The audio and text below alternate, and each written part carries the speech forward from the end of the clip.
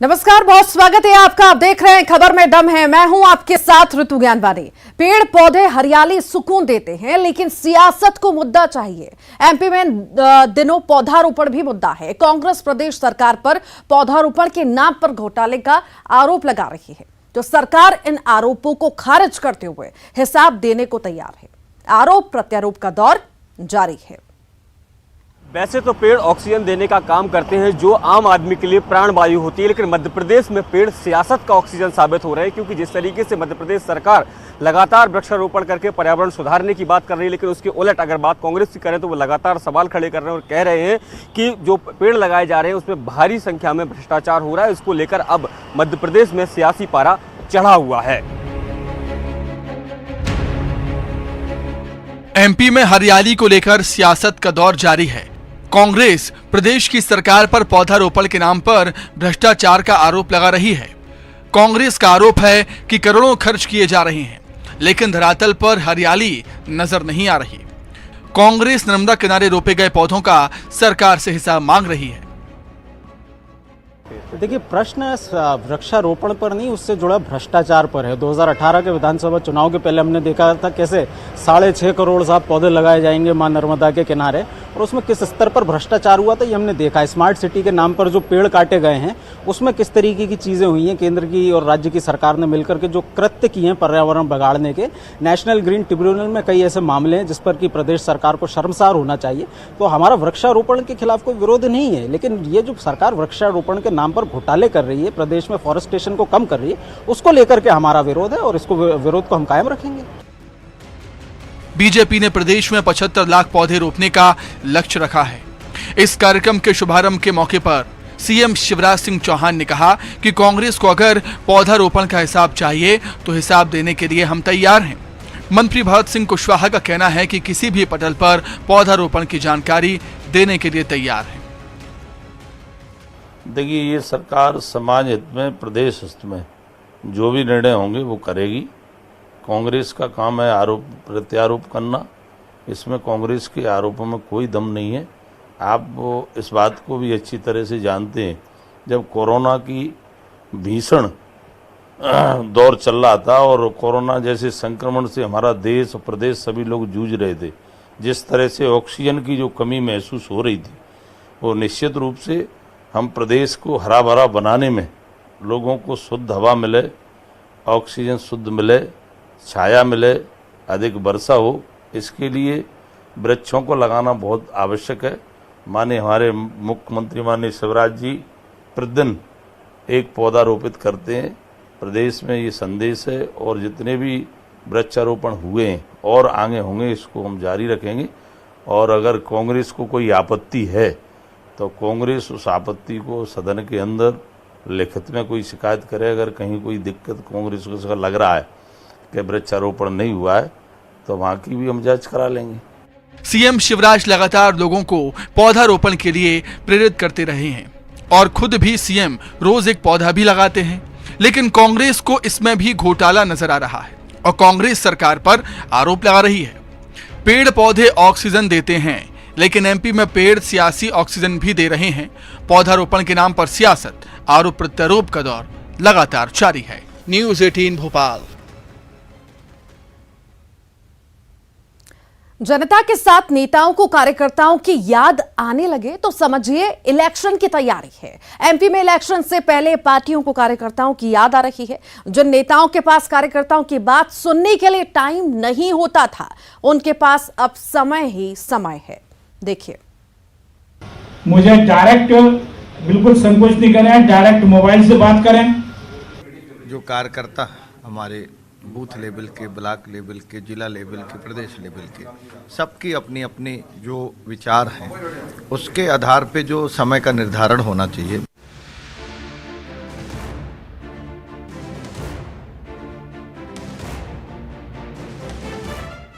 कार्यकर्ताओं की बात सुनने के लिए हमेशा रेडी। प्रदेश में कार्यकर्ताओं से न मिलने की नाराजगी झेलने वाले नेता इलेक्शन से पहले बदले नजर आ रहे हैं। कार्यकर्ताओं के लिए नेताजी की उपलब्धता अब बढ़ गई है। कार्यकर्ताओं को इस बात की शिकायत रहती थी कि मंत्री नेता मिलने का समय नहीं दे रहे हैं, लेकिन चुनाव को नजदीक देख बीजेपी और कांग्रेस नेताओं के सुर बदल गए हैं। नेता कार्यकर्ताओं के लिए हमेशा उपलब्ध रहने की बात कह रहे हैं। हाल ही में बीजेपी के पिछड़ा वर्ग के अध्यक्ष बने नारायण सिंह कुशवाहा ने कार्यकर्ताओं के लिए 24 घंटे उपलब्ध रहने की बात कही।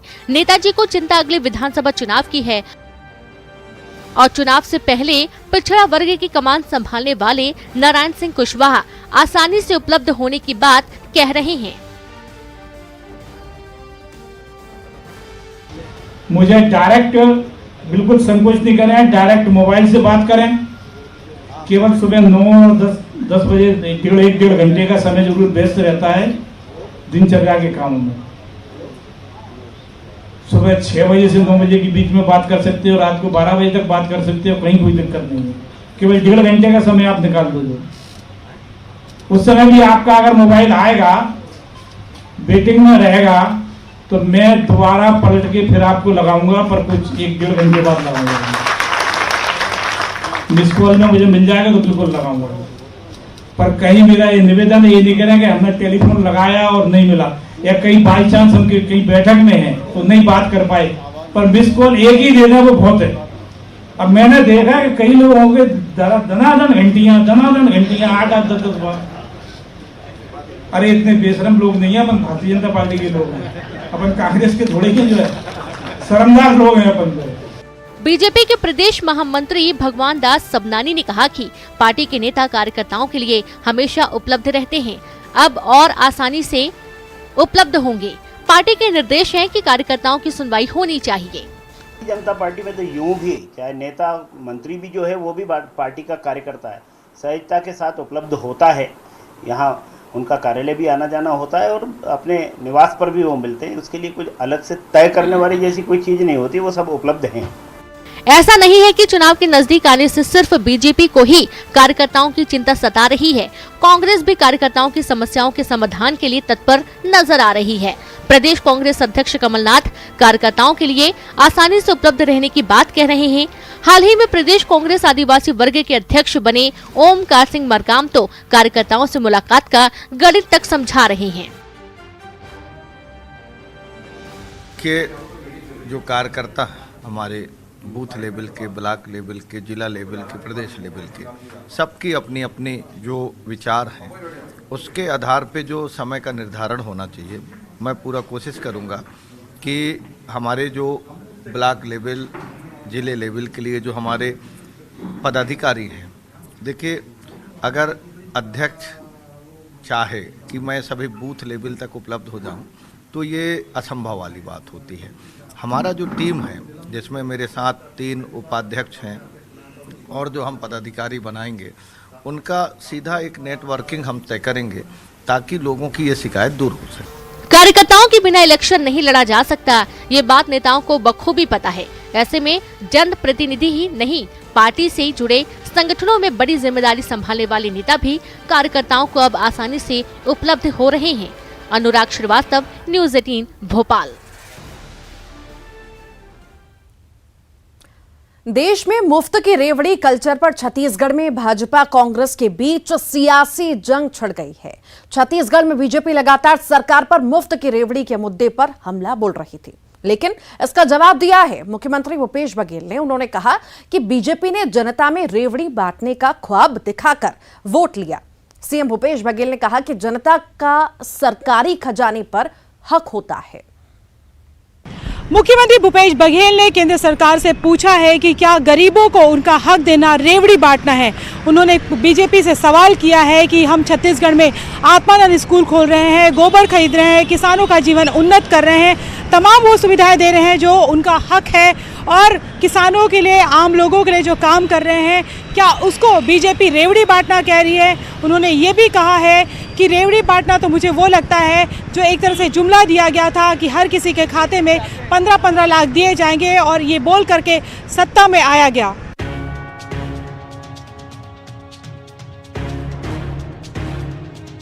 मुफ्त की रेवड़ी में छत्तीसगढ़ में सियासत तेज होती जा रही है। इस मुद्दे को लेकर सीएम भूपेश बघेल ने बीजेपी पर जोरदार निशाना साधा।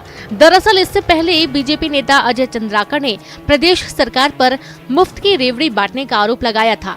बीते 27 अगस्त को अजय चंद्राकर ने सीएम को लेकर ट्वीट किया। उन्होंने लिखा कि आपकी रेवड़ियों से समाज में कोई परिवर्तन नहीं आ रहा है। इससे पहले 12 अगस्त को भी अजय चंद्राकर ने ट्वीट किया था, रेवड़ी कल्चर पर बहस के लिए समय की मांग की थी। अब इस मामले में सीएम भूपेश बघेल ने पलटवार कर दिया है। सीएम ने कहा कि प्रदेश की जनता का सरकारी खजाने पर हक होता है। सीएम भूपेश बघेल ने सवाल किया कि आखिर रेवड़ी का मतलब क्या होता है। उन्होंने आरोप लगाया कि बीजेपी ने जनता में रेवड़ी बांटने का ख्वाब दिखाकर वोट हासिल किया है। क्या किसानों को राजीव गांधी किसान न्याय योजना के तहत राशि दे रहे हैं, उसे रेवड़ी समझ रहे हैं? क्या गरीबों को 35 किलो चावल हर परिवार को प्रति माह दे रहे हैं, उसे रेवड़ी कह रहे हैं? क्या बिजली बिल आधा सब परिवार को, छत्तीसगढ़ के लोगों के 41 लाख से अधिक परिवार को मिल रहा है इसका लाभ, क्या इसको वो रेवड़ी कर रहे हैं? क्या मजदूरों को 7,000 रुपया सालाना हम दे रहे हैं, उसको रेवड़ी कर रहे हैं? क्या गोबर खरीदी कर रहे हैं, उसे वो रेवड़ी कर रहे हैं? और रेवड़ी तो वो है कि आपको ये रेवड़ी बांटने की बात कर रहे हैं, वो तो रेवड़ी दिखा के आपसे वोट ले लीजिए।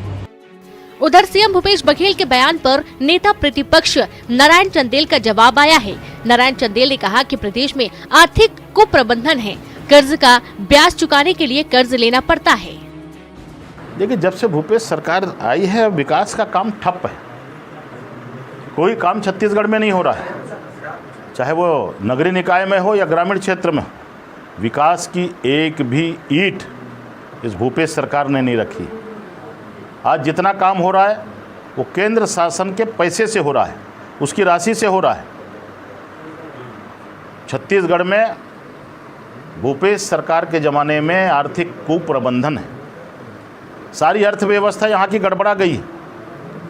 51,000 करोड़ रुपए के कर्जे में ये सरकार करा रही है। कर्जे का ब्याज चुकाने के लिए इस सरकार को कर्जा लेना पड़ता है। विकास तो कोसों दूर है। दरअसल कुछ दिन पहले प्रधानमंत्री नरेंद्र मोदी ने कहा था कि देश में मुफ्त की रेवड़ी बांटकर वोट बटोरने का कल्चर लाने की कोशिश हो रही है, जो देश के लिए बहुत ही घातक है। पीएम ने इस रेवड़ी कल्चर से सावधान रहने की बात की थी।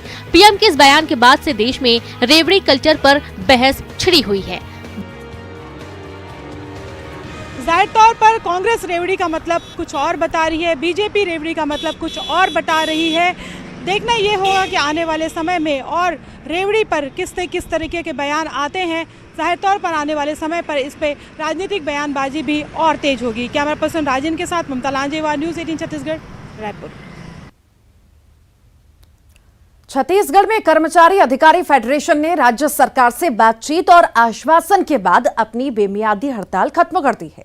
हड़ताल के दौरान बीजेपी का पूरा सपोर्ट कर्मचारियों को मिलता रहा, लेकिन सरकार के पैंतरे के आगे बीजेपी का सपोर्ट नहीं टिक सका और हड़ताल खत्म कर कर्मचारियों ने सोमवार से काम पर लौटने का ऐलान कर दिया। कर्मचारियों की हड़ताल तो खत्म हो गई, लेकिन इस पर सियासत अब भी जारी है। डीए और एचआरए की मांग को लेकर प्रदेश भर के सरकारी कर्मचारी लामबंद हो गए और बेमियादी हड़ताल पर चले गए। हड़ताल भी ऐसी कि पूरे प्रदेश भर का सारा कामकाज ठप हो गया और इस दौरान कई सियासी दांवपेच भी इस हड़ताल के साथ जुड़े रहे। जहां विपक्ष का पूरा साथ कर्मचारियों को मिला, तो वहीं सत्ता पक्ष में सूबे के वरिष्ठ मंत्री रविंद्र चौबे की मध्यस्थता के बाद कर्मचारियों ने अपनी हड़ताल खत्म कर दी। प्रदेश के सरकारी दफ्तरों में एक बार फिर से रौनक लौटने वाली है। प्रदेश में कर्मचारी सोमवार से काम पर वापस लौट जाएंगे। सूबे के कृषि मंत्री और सरकार के प्रवक्ता रविंद्र चौबे ने कर्मचारियों और सरकार के बीच मध्यस्थता की पहल की और सीएम भूपेश बघेल के निर्देश पर कृषि मंत्री ने अपने बंगले पर कर्मचारी नेताओं से बात की और मंत्री के बंगले में ही कर्मचारियों ने हड़ताल खत्म करने का ऐलान किया। हड़ताल पर समझौता कुछ मांगों के साथ हुआ, मसलन फौरन 6% महंगाई भत्ता, दिवाली के पहले 3% महंगाई भत्ता और बढ़ाने का आश्वासन, जुलाई से भत्ते का एरियर, गृह किराया भत्ता पर कमेटी और हड़ताल की अवधि की छुट्टी की एडवांस मंजूरी। जिस तरह से माननीय मुख्यमंत्री जी का जो अपील आया था, आम जनता की समस्या को देखते हुए जो उन्होंने अपील की और लगातार मीडिया के माध्यम से वो बोल रहे हैं कि आम जनता और स्कूलों में पढ़ाई, इन सब को देखते हुए आप वापस लौट जाइए। आज हम माननीय मुख्यमंत्री जी का हम सम्मान करते हैं, उनका जो अपील है उसको हम स्वीकार करते हैं। कर्मचारियों के आंदोलन को लेकर सियासत शुरू से ही जुड़ी रही है। बीजेपी ने कर्मचारियों का खुलकर सपोर्ट किया तो कांग्रेस ने हड़ताल का ठीकरा बीजेपी पर फोड़ा। अब नेता प्रतिपक्ष नारायण चंदेल का कहना है कि कर्मचारियों ने दबाव में हड़ताल खत्म की है। ये अधिकारी और कर्मचारी के साथ ये सरकार जो है वो छल कर रही है, धोखा कर रही है। अधिकारी कर्मचारी की मांगों का भारतीय जनता पार्टी पूर्ण समर्थन करती है। उनकी मांग जायज है, न्याय उचित है और उन्होंने अल्टीमेटम देके आंदोलन किया था। पहले भी आंदोलन हुए थे और 22 तारीख से निरंतर उनका आंदोलन जारी था और बलपूर्वक दमनकारी नीतियों को अपना करके उनके हड़ताल को उन्होंने स्थगित कराया है, जो प्रजातंत्र में उचित नहीं है। उधर मुख्यमंत्री भूपेश बघेल ने कहा कि कर्मचारियों को बीजेपी का साथ रास नहीं आया। मैंने तो अपील किया था, भारतीय जनता पार्टी तो बोले थे कि आप हड़ताल जारी रखें, हम साथ में हैं, तो शायद वो रास नहीं आया। अब वो तो वही बताएंगे, इसलिए ये सवाल मुझे नहीं बल्कि कर्मचारी संगठनों से पूछा जाना चाहिए। वो काम में लौट गए ना, हड़ताल तो कभी भी किया जा सकता है, कभी भी करते हैं लोग। हड़ताल अब समाप्त हो गया है, काम पे लौट गए हैं, मुझे बस इतनी जानकारी है। हड़ताल खत्म होने के बाद अब कर्मचारियों की निगाहें सरकार की ओर हैं। सरकार की निगाह कर्मचारियों पर है, लेकिन इस बीच कई और आंदोलनों की सुगबुगाहट होने लगी है। प्रदेश के सरकारी कर्मचारियों और अधिकारियों ने अपनी हड़ताल जरूर खत्म कर दी है, लेकिन इस बीच अनियमित कर्मचारी अब लामबंद होकर हड़ताल पर आ गए हैं और ऐसी स्थिति में अब सरकार की मुश्किलें और ज्यादा बढ़ गई हैं। 2023 में चुनाव है और चुनावी साल होने की वजह से कर्मचारी संगठनों की उम्मीदें भी ज़्यादा हैं। लिहाजा सभी वर्गों को संतुष्ट करना सरकार के लिए इस वक्त बड़ी चुनौती है। देखना ये होगा कि 2023 में वाकई प्रदेश के जो कर्मचारी हैं वो किसके साथ खड़े दिखाई देते हैं। कैमरा पर्सन राजेंद्र सिंह चौधरी के साथ देवव्रत भगत, न्यूज़ 18 रायपुर। जबलपुर के युवा इन दिनों एक हनी ट्रैप क्वीन से परेशान है। इस हुस्न परी के जाल में फंसे शख्स को या तो जेब ढीली करनी पड़ती है या सलाखों के पीछे जाना पड़ता है, लेकिन ये शातिर हसीना अब खुद कानून के जाल में फंसी है। हनी ट्रैप का क्या है ये हैरान कर देने वाला मामला, आइए देखते हैं। मध्य प्रदेश के शहर जबलपुर में एक बार फिर हनी ट्रैप क्वीन सुर्खियों में आई है। इस बार इस हनी ट्रैप क्वीन ने शिकार बनाया है टैक्स कंसल्टेंट को। अब तक कुल 5 युवकों पर रेप की एफआईआर दर्ज करवा चुकी हनी ट्रैप क्वीन इस बार 6वें शिकार में थी, लेकिन वो अपने मंसूबों पर कामयाब नहीं हो सकी। उल्टा टैक्स कंसल्टेंट युवक ने युवती के खिलाफ जिला अदालत में परिवाद दायर किया, जिसके बिना पर अदालत ने एक मुकदमा एक्सटॉर्शन का युवती पर दर्ज किया है।